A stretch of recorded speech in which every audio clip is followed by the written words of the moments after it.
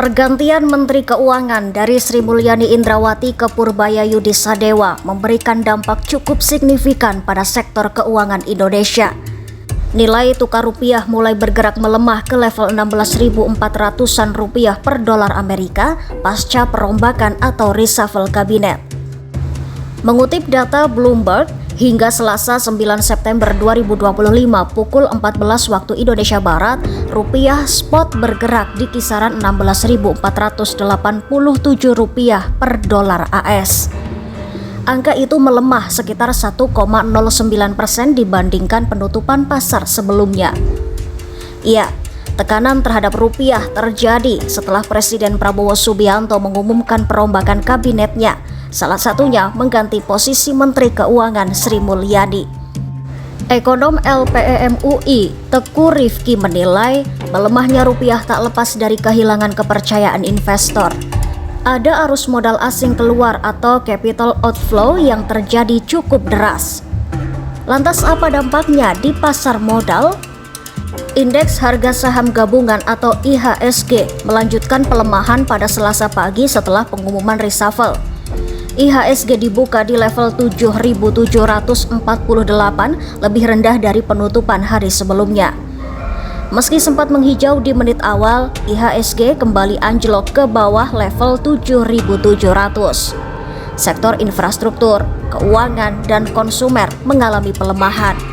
Hanya beberapa sektor seperti bahan baku dan transportasi yang masih tumbuh tipis. Ekonom Mirae Aset Sekuritas Ruli Aryawisnubroto menilai pasar kaget dengan penggantian Sri Mulyani.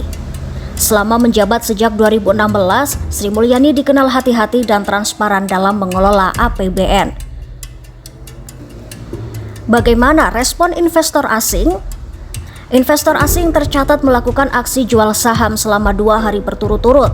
Total penjualan bersih atau net sell mencapai 5 triliun rupiah. Pada penutupan Selasa 9 September 2025, IHSG ditutup di level 7.600-an, turun dari level tertinggi yang pernah menyentuh lebih dari 7.900 di awal pekan.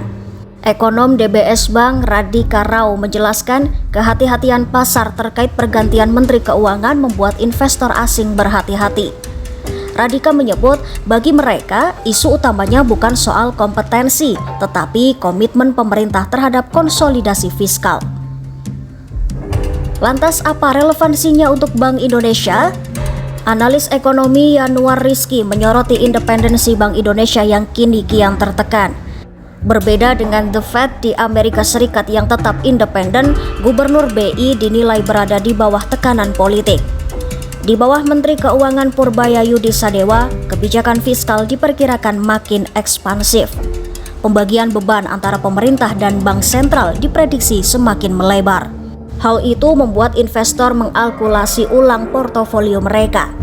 Situasi tersebut dinilai memicu keraguan terhadap efektivitas BI dalam meredam inflasi dan menjaga stabilitas perbankan.